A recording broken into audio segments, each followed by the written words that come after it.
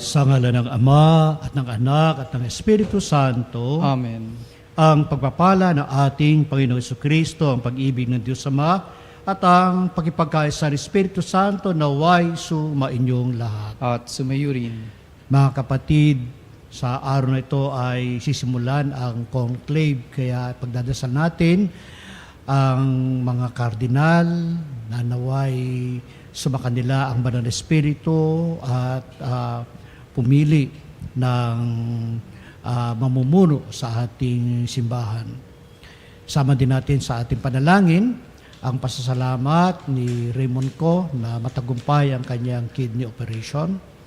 At ganoon din ang mga individual na mga pansarili nilang kahilingan at ating mga kaibigan. Mga kapatid, amin natin ang mga kasalanan upang tayo maging marapat gumanap sa banal na pagdiriwang. Inaamin ko sa makapangyarihang Diyos at sa inyo mga kapatid na lubha kong nagkasala sa isip, sa salita at sa gawa at sa aking pagkukulang. Kaya sinasamo ko sa mahal na Birheng Maria, sa lahat mga anghel at mga banal, at sa inyo mga kapatid na ako'y ipanalangin sa Panginoong ating Diyos. Kawaan tayo ng makapangyarihang Diyos, patawarin sa ating mga kasalanan, at patnubayan tayo sa buhay na walang hanggan. Amen. Panginoon, kaawaan mo kami. Panginoon, kaawaan mo kami. Kristo, kaawaan mo kami. Kristo, kaawaan mo kami. Panginoon, kaawaan mo kami. Panginoon, kaawaan mo kami. Manalangin tayo. Ama naming makapangyarihan, idulot mong ikaw ay makapiling ng iyong angkan at lubin mong sa pananampalatayang iyong bigay, kami makasalo sa muling pagkabuhay ng iyong anak na pinakamamahal. Sa pamagitan niya, kasama ng Espiritu Santo, magpasa walang hanggan. Amen. Pagbasa mula sa mga gawa ng mga apostol. Nagsimula ng araw na iyon ang isang mahigpit na pag-uusig laban sa simbahan sa Jerusalem.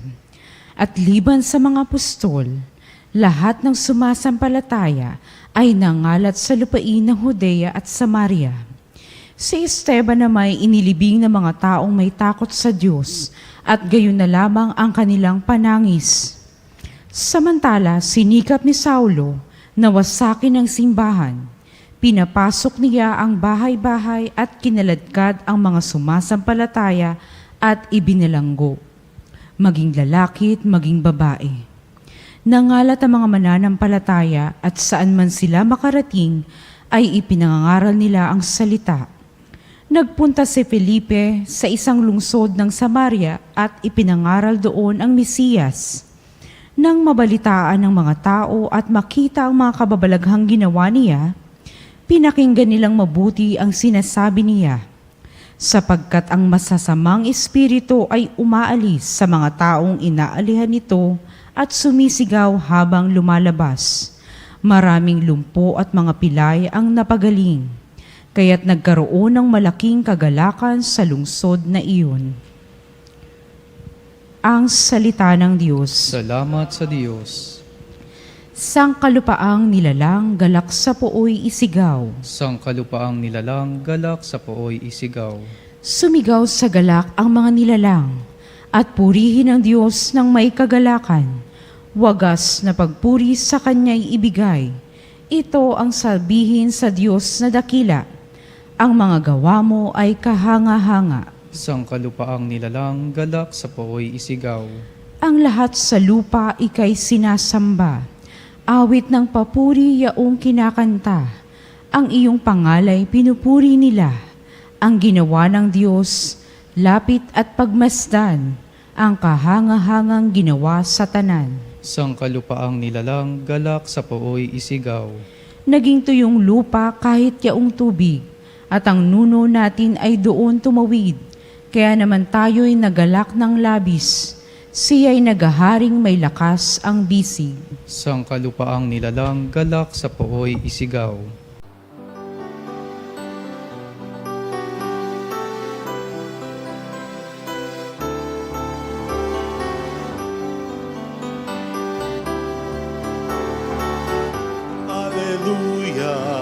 Alleluia, Alleluia, Alleluia, Alleluia, Alleluia, Alleluia. Alleluia, Alleluia,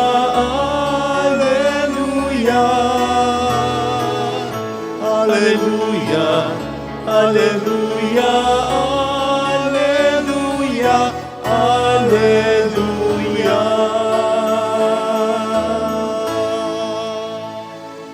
Sumainyo ang Panginoon. At sumayo rin. Ang mabuting balita ng Panginoon ayon kay San Juan. Papuri sa iyo, Panginoon. Noong panahong iyon, sinabi ni Jesus sa mga tao, "Ako ang pagkain nagbibigay buhay. Ang lumalapit sa akin ay hindi na magugutom, at ang nananalig sa akin ay hindi na mauuhaw kailanman. Ngunit sinabi ko na sa inyo, nakita na ninyo ako, gayon may hindi kayo nananalig sa akin. Lalapit sa akin ang lahat na binibigay sa akin ng Ama, at hindi ko na itataboy ang sinumang lumalapit sa akin. Sapagkat ako'y bumaba mula sa langit, hindi upang gawin ang kalooban ko, kundi ang kalooban na nagsugo sa akin. At ito ang kanyang kalooban, huwag kong pabayaang mawala kahit isa sa mga binigay niya sa akin, kundi muling buhayin sila sa huling araw, sapagkat ito ang kalooban ng aking Ama. Ang lahat na makakita at manalig sa anak ay magkaroon ng buhay na walang hanggan. At sila'y muli kong bubuhayin sa huling araw." Ang mabuting balita ng Panginoon. Pinupuri ka namin, Panginoong Heso Kristo. Magandang tanghali po sa ating lahat, mga kapanalig kay Kristo. At patuloy po tayo na magnilay sa ating binasang ebanghelyo sa kabanata 6 na tinutukoy dito ang tinapay ng buhay discourse ni Jesus. Kung kahapon ay pinakilala ni Jesus ang kanyang sarili na ang tinapay na bumaba mula sa langit upang busugin ang ating spiritual na pagkagutom, na ang mga tao ay hinanap siya dahil nakatikim nga sila ng tinapay na iyon. Subalit, ngayon ay pinapalalim ngayon ang ating pananampalataya at pagkaalam na hindi lamang yung material na pagkain ang dapat nating hanapin, kundi ang pangako ni Jesus ng sino mang lalapit sa Kanya na may pananalig at pananampalataya ay mabubusog at hindi na mauuhaw, at sila ay magkakaroon ng buhay na walang hanggan. My dear sisters and brothers, sa ating pong buhay, araw-araw ay talagang tayo naghahanap ng pagkain. No? At sino ba nga naman ang ayaw kumain kung may pagkain? Marami sa atin, na enough na sa atin na tayo makakain na 3 beses sa araw. Pero kung minsan ay dahil sa dala ng kahirapan, tayo din ay nag-struggle, nag-struggle sa atin. Saan tayo kukuha ng pagkain material? Minsan ay dahil nga tayo nakaranas ng kabiguan, nakaranas ng pagdududa sa buhay. At ito ngayon ang pinapahayag ng ating Panginoong Hesus, na huwag sana tayong makalimot sa Kanya, na sa ating paglapit sa Kanya ay ibibigay niya talaga sa atin din ang material na pagkain, ganun din ang spiritual na pagkain. Ang ating pagsunod sa Kanya ay na yung bang tayo ay yung the feeling of worthiness minsan. Sinasabi na, ay, hindi mo na ako magsisimba. Hindi mo na ako tatanggap ng banal na komunyon kasi hindi pa ako karapat-dapat. Hindi mo na ako maging miyembro ng isang organization sa simbahan. Kasi feeling ko makasalanan pa rin ako. Hindi pa ako karapat-dapat. My dear sisters and brothers, ito nga yung pangako ni Jesus sa atin. Ang sabi niya, hindi ko itataboy ang sino mang lumalapit sa akin. Napakaganda, no, my dear sisters and brothers, na ang Panginoong Jesus binubuksan na sa atin ang pintuan upang tayo ay makalapit sa Kanya. At ang paanyaya niya ay hindi na dapat na wala sana yung feeling na karapat-dapat muna tayo. Ang paanyaya niya ay bukas. Wala siyang tinataboy, wala siyang tinatangi. Ang kalooban ng Ama ay ang ating kaligtasan. At siya lang, siya ang nagbibigay buhay. Siya rin ang tagapangalaga ng ating buhay hanggang sa wakas. Ang ganda na ating isipin ito, my dear sisters and brothers, na ang pangako ng Diyos sa atin ay hindi lamang ngayon, kundi bukas pa, kundi sa kabilang buhay pa ang pangako ng Diyos sa atin. Kung ating tignan sa unang pagbasa, pagkatapos ng paglilibing kay Esteban, na may mga takot sa Diyos, kahit may matinding pag-uusig, si Felipe ay patuloy na nangangaral at maraming tao ang nagagalak sa pagtanggap sa mabuting balita. Dito natin makikitang ang pananampalataya ay mas lumalalim sa gitna ng pagsubok. Which is true, my dear brothers. Kapag tayo'y sinusubok, no? When we are experiencing oppression, ang mga hirap sa buhay, ang mga pagsubok sa buhay, dito dapat ay makita natin yung paggabay o paggalaw ng Diyos sa atin. Na ang Diyos ay hindi nagpapabaya. Ang Diyos ay nandyan siya palagi, no? Keeping His promises to us. Kaya ang hamon sa atin, my dear brothers, tayo ba ay tunay na lumalapit kay Kristo araw-araw upang magpatatag sa ating pananampalataya?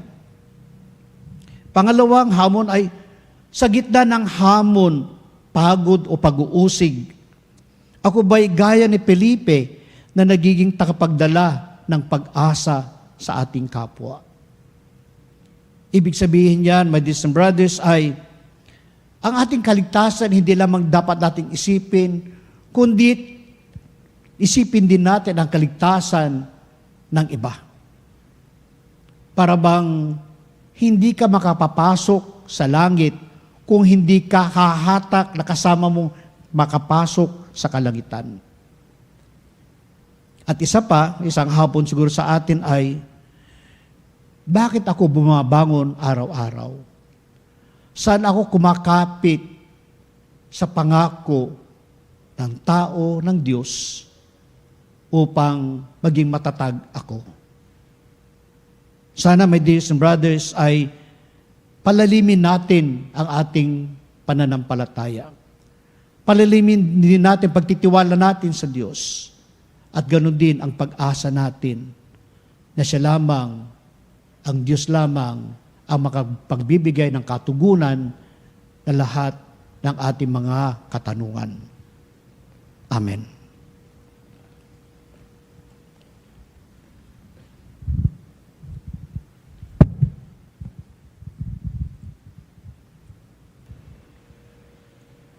Taglay ang pagtitiwala sa pagiging bukas loob ng Diyos Ama na naghandog sa atin ang kanyang anak sa Eucharistia bilang pagkain para sa ating kaluluwa.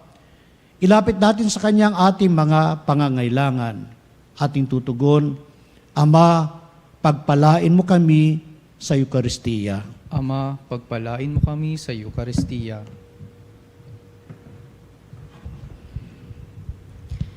Ang mga pinuno ng simbahan naway magpatotoo kay Jesus na siyang tinapay ng buhay sa mundong nagugutom sa kahulugan.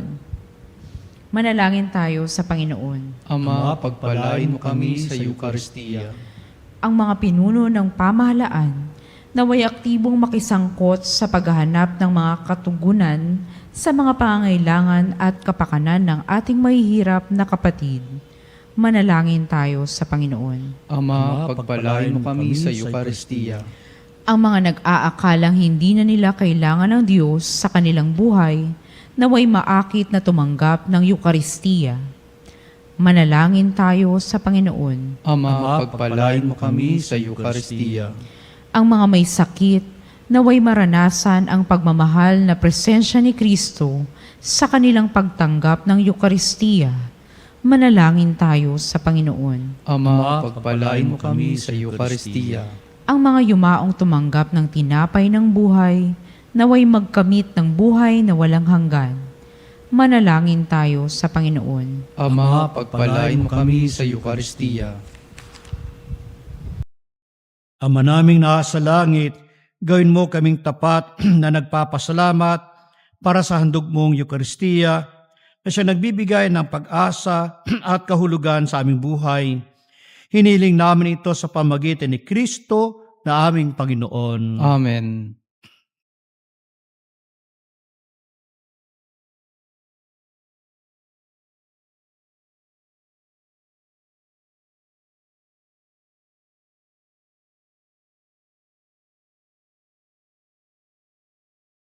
Aming hatid, alay na ito, ang tinapay na nagmula sa pagkakalamon. At tanggapin ang alak na ito, inuming inihain sa'yo. Mahal naming Diyos, inyong tanggapin ang munting alay mula sa amin. Buong puso namin hihintayin pagpapala na aming hiling. Manalangin kayo mga kapatid upang ang pag-aay natin ay kalugdan ng Diyos Ama makapangyarihan. Tanggapin nawa ng Panginoon itong paghahain sa iyong mga kamay, sa kapurihan niya at karangalan sa ating kapakinabangan at sa buong sambayanan niyang banal. Ama naming lumikha, ipagkaloob mong kami ay laging magalak sa pagdiriwang ng Pasko ng pagkabuhay ng iyong anak, upang ginagawang patuloy na pagsagip sa amin ay maging sanhi ng aming ligayang walang maliw sa pamagitan niya kasama ng Espiritu Santo pa sa walang hanggan. Amen. Sumainyo ang Panginoon. At sumayo rin. Itaas sa Diyos sa iyong puso at diwa. Itinaas na namin sa Panginoon. Pasalamatan natin ang Panginoong ating Diyos. Marapat na siya ay pasalamatan. Ama naming makapangyarihan, tunay ngang marapat na ikaw ay aming pasalamatan ngayong pinagdiriwang ang paghahain ng Mesiyas, ang maamong tupa na tumubos sa aming lahat. Naghahaing walang humpay ang anak mong minamahal, pamagkasalo-salo ang tanan sa piging ng iyong buhay. Hindi na mamamatay ang inihain sa krus. Ang sa krus pinako'y buhay lagi bilang handog. Kaya kaysa ng mga anghel sisiawit ang papuri sa iyo nang walang humpay sa kalangitan, kami nagbubunyi sa iyong kadakilaan.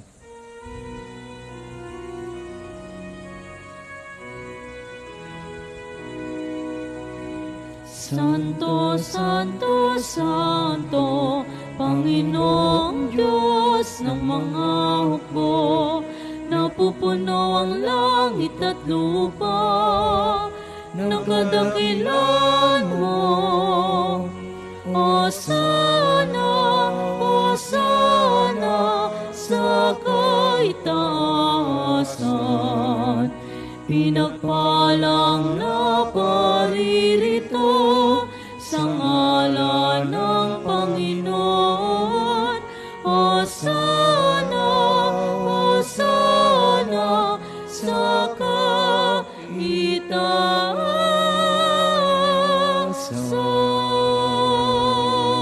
Naming banal, ikaw ang bukal ng tanang kabanalan, kat sa pamagitan ng iyong Espiritu, gawin mong banal ang kaloob na ito pang para sa amin, maging katawan at dugo ng aming Panginoong Hesu Kristo. Bago niya pinagtiisa ang kusang loob na maging handog, hinawakan niya ang tinapay, pinasalamatan kaniya, pinaghati-hati niya iyon, iniabot sa kanyang malagad at sinabi, tanggapin dinulat ito at kanin, ito ang aking katawan na ihahandog para sa inyo.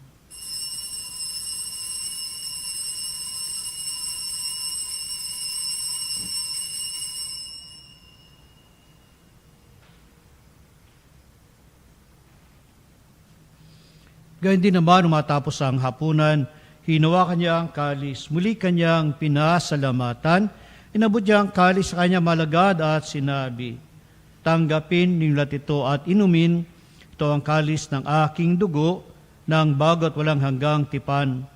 Ang aking dugo na ibubuhos para sa inyo at para sa lahat, sa pagpapatawad ng mga kasalanan. Gawin ninyo ito sa pag-alala sa akin.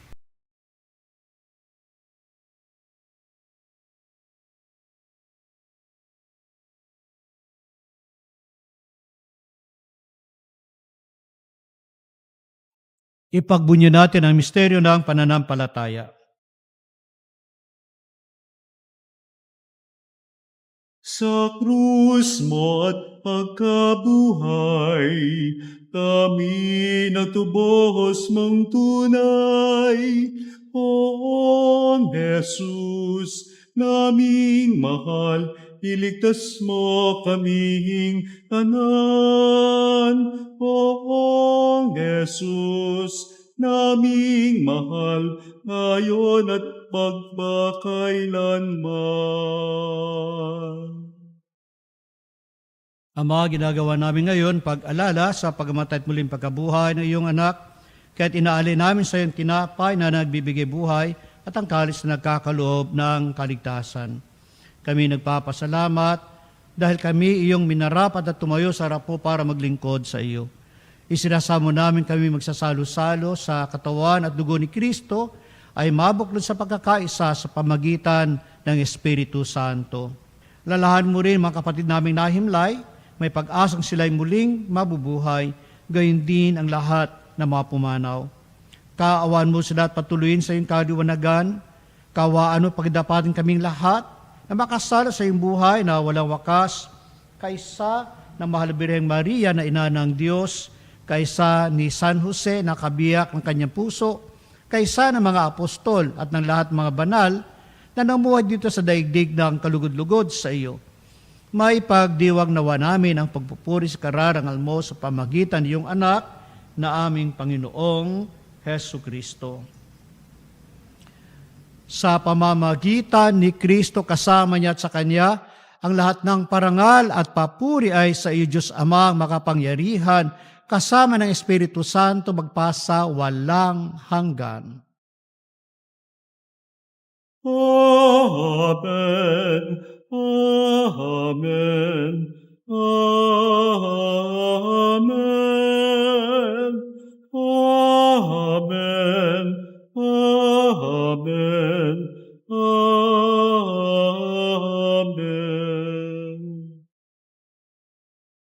Sa tagubilin naman nakagagaling na utos sa turo ni Jesus na Panginoon natin at Diyos, ipahayag natin ng lakas loob.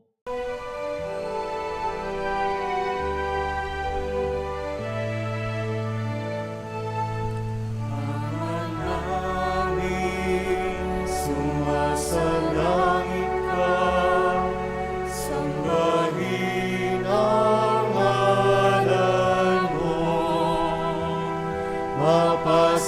amin ang kaharian mo. Sundin ang loob mo dito sa lupa parang sa langit.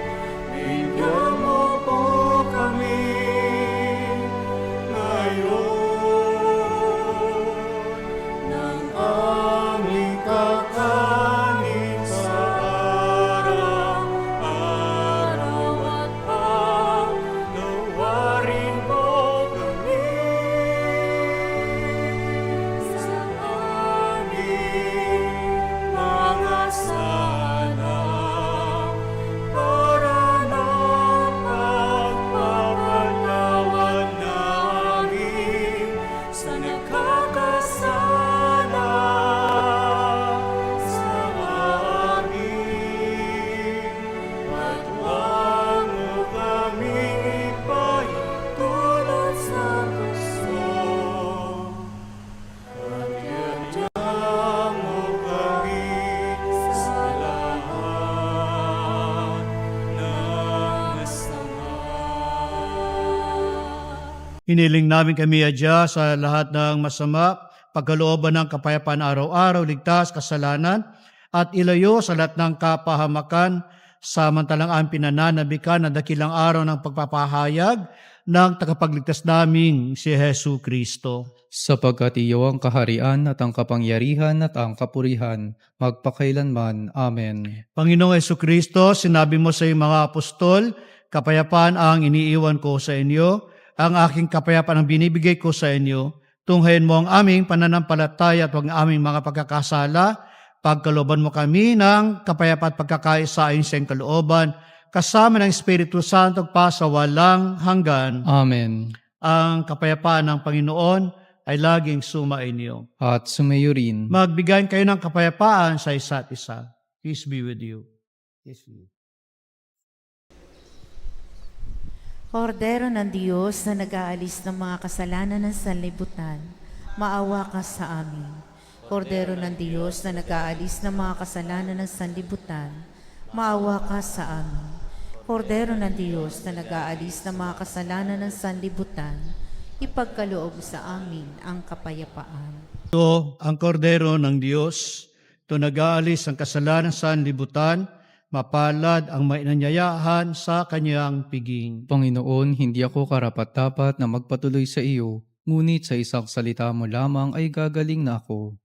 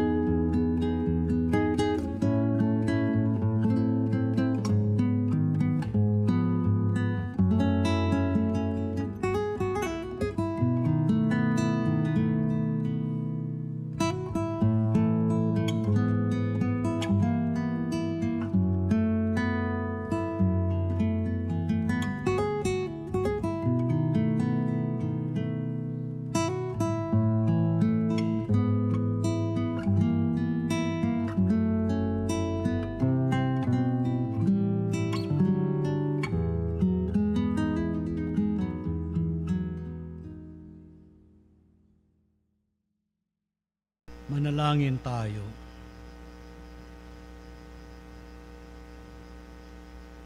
Ama naming mapagmahal, ang aming mga pagluhog ay iyong pakinggan para sa pagkakamit ay iyong tulong sa amin araw-araw at para sa pagkakalob ng ligayang walang katapusan na pawang dinudulot ng banal na pagkikinabang sa pagdiriwang ng pagpapalitan ng bigay at aming alay sa pamagitan ni Jesucristo kasama ng Espiritu Santo pa sa walang hanggan. Amen. Sumainyo ang Panginoon. At sumayo rin. Pagpalain kayo ng makapangyarihang Diyos, Ama at Anak at ng Espiritu Santo. Amen. Taglayin sa inyong puso ang kapayapa at pag-ibig ni Kristo. Salamat sa Diyos.